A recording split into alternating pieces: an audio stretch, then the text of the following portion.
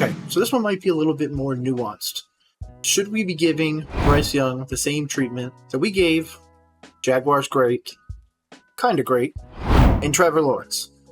We're going to find out right here. Hey, I thought it was all over. Nope. They roll coverage.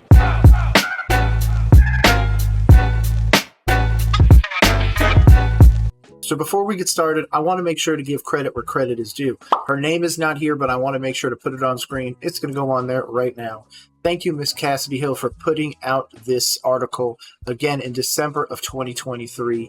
Now, in June of 2024, this is so prevalent because we have so many people wanting to apply that Trevor Lawrence pass year to the Carolina Panthers QB1 in Bryce Young. Now, I'm an outspoken critic of last year's ownership, last year's front office, and when the time finally came to last year's coaching staff, and I'm fully on board with what happened with everybody getting fired, almost. But I'm excited for the future. I'm actually one of the people that was big on Dave Canales beforehand. In fact, I said if he ever came to my Panthers in December, a little bit before this article came out, December 9th, and I believe this one came out around the 23rd, I was the one saying that I would be welcoming Dave Canales with open arms to the Carolina Panthers if he ever came our way. A happy guy. He's probably up there just giddy and everything like that. This so far, again, he's winning me over just by being personable, by being honest, and by being a good coach. Like, he's giving you the answers without giving you too much, but he's still able to go in depth and tell you about the person, the character, all these other things that matter to everybody in the locker room. Sometimes it's not just about ability, it's also about availability. It's also about your character and how other people perceive you and deal with you and how you're coached. There's so much that goes into it, and I'm loving this so far. If Mr. Canales ever ends up on the Panthers, I will be very, very open to that because so far he's winning me over big. And look who our head coach is now. So I want to kind of get into the thought process of some people that might think we should give Bryce a complete pass for the first year and just restart as a new. Obviously, we can't change last year, can't do anything with that, but at the same time, he needs to learn, needs to get better. I'm not sure what better is, and I do agree with a lot of people that there's not a certain level that he needs to hit besides better than last year. But if I said 18 touchdowns was his final amount, you'd probably be a little bit upset. And that's, to be honest, not QB1 material. You need somebody to be in the high 20s, preferably 27 or higher. And obviously, if you get somebody doing 30 or higher every year, they're doing a pretty elite job, to be honest, in that category. So with that, let's jump over to the article. So in Trevor Lawrence, Bryce Young has a blueprint for navigating his rookie season. I am doing this in reader mode to make it a little bit easier on everybody. I want to make sure it's nice and blown up for you because I want to make sure we get through this entire article, okay? Coming from Charlotte, it can be lonely at the top. Number one overall pick has the fate of an entire organization thrust upon their probably capable yet unproven shoulders. They're asked to carry every teammate, every game, every decision that reverberates across the club, and do it all while learning how to become an adult. That's absolutely more true, by the way, over the course of the last few years. Bryce Young is experiencing all of this tenfold because in the midst of the transition, he and his weapons have struggled at times to find their chemistry. The team is nursing a 2-win season, and the rookie quarterback went through a coaching change 3/4 of the way through his first season. Now, obviously, that brings with it quite a bit. This, again, came out in December, so we're not fully into the offseason. We haven't added the pieces that we've added in the offseason. Shout out to all of them. We haven't gotten a new coach. We haven't got a new coaching staff in, so there's a lot that still has to change. But in the lens of that moment, did we really think that Bryce deserved it then? Because I don't know if he deserves it now. Hopefully this article changes my mind, though. There are very few people in the NFL who truly understand what Bryce Young is going through this year, but Trevor Lawrence is one of them. It seems like our rookie years are kind of going similar up to this point, Lawrence said Wednesday of he and Young. The two passers both won national championships in college, both were named All-Americans and first team in their respective conferences. Young won the Heisman Trophy while Lawrence finished second. Both went on to become first overall picks for a team in desperate need of a franchise quarterback. Both experienced extreme highs and extreme lows as they adjusted to the game as a rookie and had identical records to this point of their rookie season. Lawrence won his third game the last week of the 2021 season, and both had their coach fired before their rookie year was complete.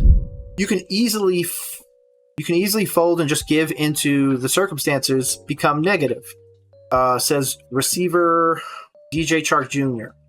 He played with both quarterbacks their rookie season and had a front row view to the road they had to walk. You can let pride get in your way.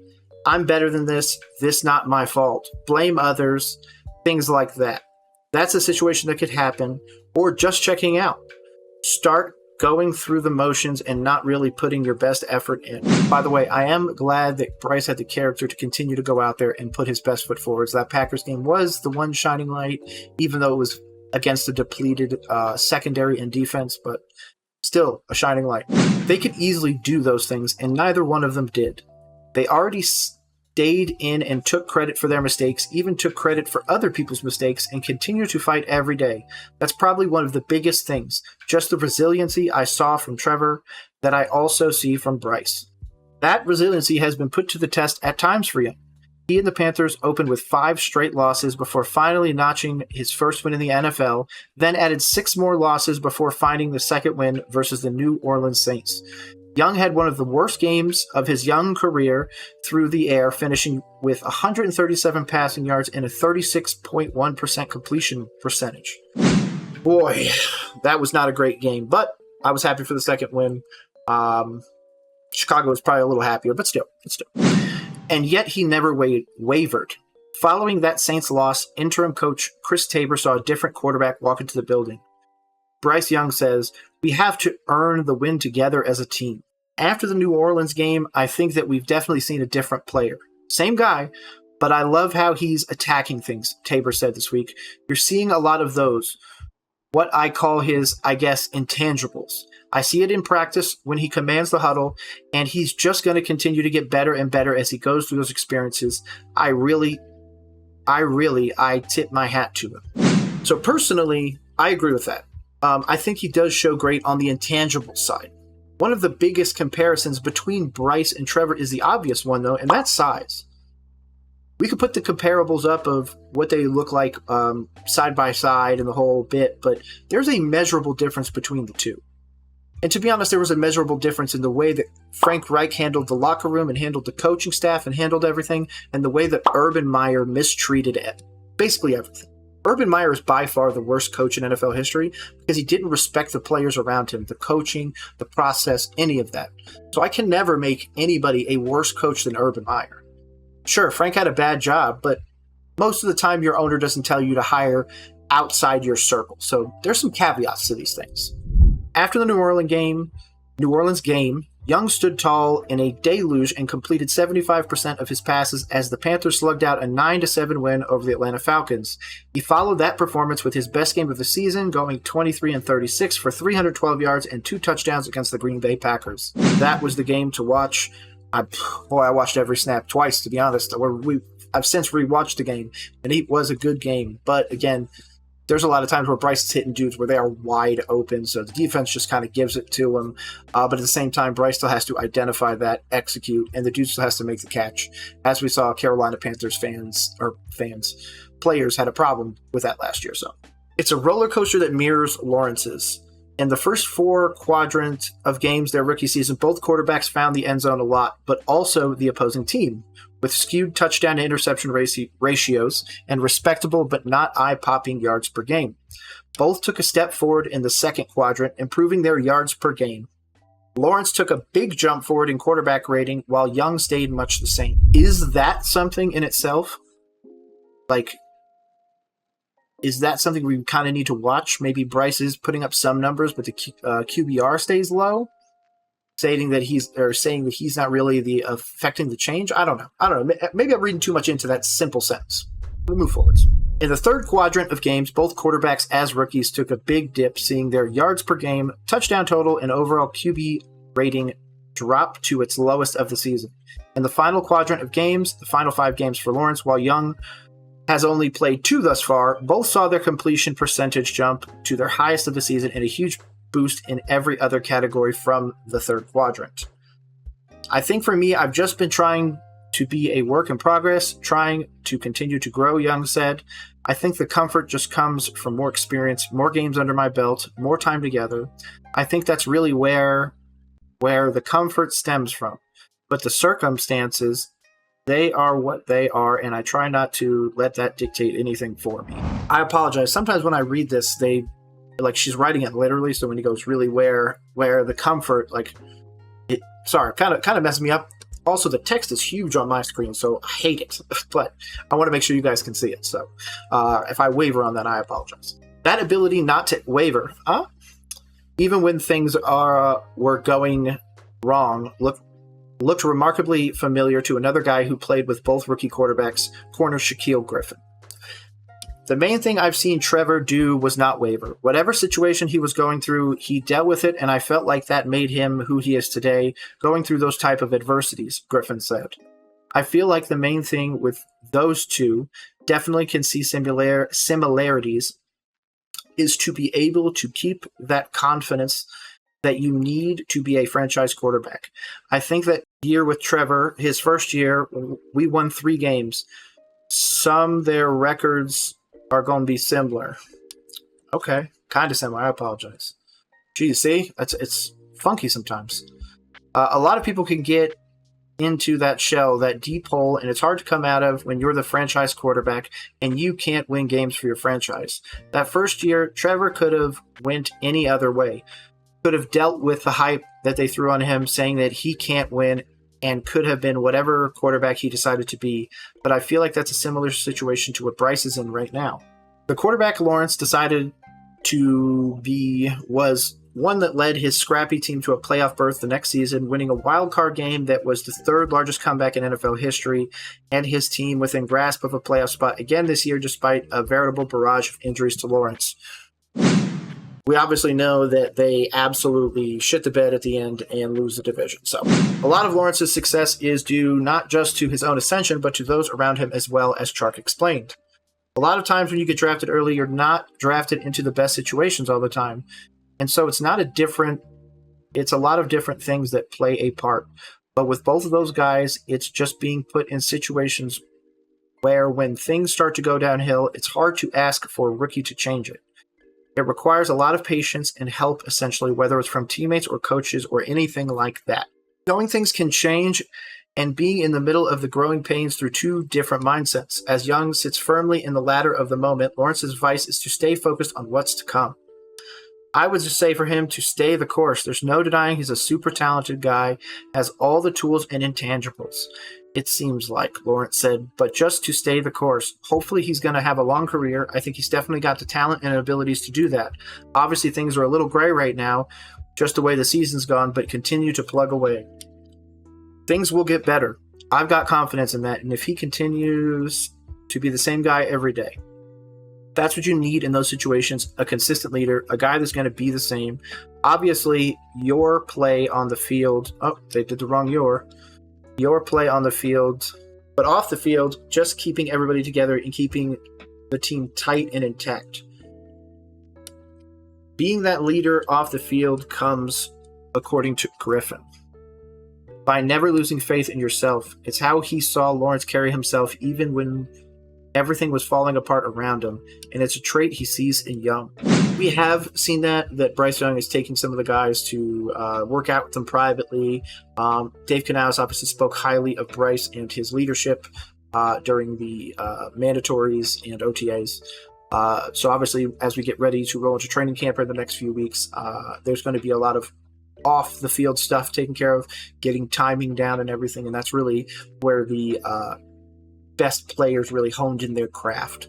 So I'm really excited, and I really hope that time translates into immediate results on the field with somebody like Xavier or somebody like Jonathan Brooks. So you just got to keep the confidence and understand that this wasn't a mistake. I feel like a lot of people kind of veer away from that. Understand, if you were drafted number 1, that means you're supposed to be number 1, so you got to hold yourself accountable. You got to carry yourself that way. And when you're going through a season like this, you can kind of veer away from it. Like, maybe I'm not that guy. No, walk into it. Step into it. These are your shoes. I like that. I like that. If he can battle and keep the confidence going in year 2, I can only imagine from everything he experienced this year with the coach, losing a coach, and having to deal with the interim coach and still being the number 1 guy, still being the franchise quarterback. All the pressure is on your back, dealing with that, coming out next year and showing the guys the reason why you went number 1. I mean, this is some solid motivation. It can be lonely at the top, but as the Panthers travel to Jacksonville this week to take on the 8-7 Jaguars and the top seed in the AFC South, Young can only look across the other sideline and be reminded there's success on the other side. Said Griffin, the ultimate thing is understanding. Keep the confidence. Understand being drafted number 1 wasn't a mistake. If he can hold that going into next year, he'll be just fine. And to be honest, I kind of agree with him. But there is one thing I have to ask you. Do we not remember what happened to Trevor Lawrence and the Jacksonville Jaguars down the stretch of the 2023 NFL season? Like, you may want his numbers, but do you really want to end the season the way that his Jaguars did? Do we really want to build the way that the Jaguars are building? I don't know. One, we have we don't have a Josh Allen, so that hurts. Obviously, there's some other pieces they've added. I'm very excited for the Jaguars, but I want to know your thoughts. So, personally, I'm of the thought that we cannot give Bryce Young the Trevor Lawrence treatment. Trevor Lawrence's coach didn't come back with the team, essentially tried to cheat on his wife with a Hooters waitress or whatever she was. I apologize. I'm not trying to diss Hooters waitresses. I'm just saying, like, you're making millions of dollars and you're hitting on a server. Come on, my guy. Just so much that went on with that team. I mean, dude kicked a kicker. That doesn't show respect for the organization, for the players, for the coaches that are in there busting their ass. He treated them like they were dogs, essentially, and not the good dog. He treated them like they were property. He treated them in a way that I don't think he should even be allowed to be around a college campus again. I don't think he should be allowed to coach again because of what he did in the NFL and the way he showed his ass. Now, my thoughts on Frank Reich, completely different. I think that Frank was in the Indy situation. All that happened. He bet on Matt Ryan, which was a bad bet to begin with. And I understand that. You could say that. For him to come to Carolina, if you don't remember, we showed videos of him being the number 1 quarterback, throwing the first touchdown. We had all this thing about bringing him home and the legacy and the family, and you're a Panther. We also had this whole thing about, hey, man, we're going to unite both North and South Carolina. That went out the window. I mean, we set up our first quarterback to fail. That's not what was done to Urban Meyer. Urban Meyer was given everything, and Urban Meyer fucked it up. So I can't do the same thing. I can't say because Frank Reich didn't get results in the 11 games he was given in his first year that we need to compare him to Urban Meyer, who just treated everybody like dirt. Go out there and find me, if that's the case, stories about people when they talk about Frank Reich, when he talks to other people, coaching staff, players, and everything. He's incredibly respectful. He's incredibly knowledgeable and wanted to learn, wanted to build something there. But Tepper had other ideas. So if you're Team Trevor, I understand that. If you're Team Bryce, I understand that. I just don't see how they can be put together. Bryce is his own situation that had to deal with a coup being plotted against his head coach and all this other crazy stuff, on top of the poor personnel that was established by Scott Fitterer and Dan Morgan, the now GM. So something to think about as we move forwards. I want to know your thoughts. Make sure you put them in the comments below. If you like videos like this, breakdowns and more, my name is Nick. I do them on the regular right here at Roll Coverage. It's just me, man. I'm a one-man army, and we just hit 1K subscribers, so I cannot thank you enough. Sincerely, thank you. But I just appreciate you. Hopefully you have a good rest of the day, because I sure as heck am. My name is Nick. This is Roll Coverage. Peace.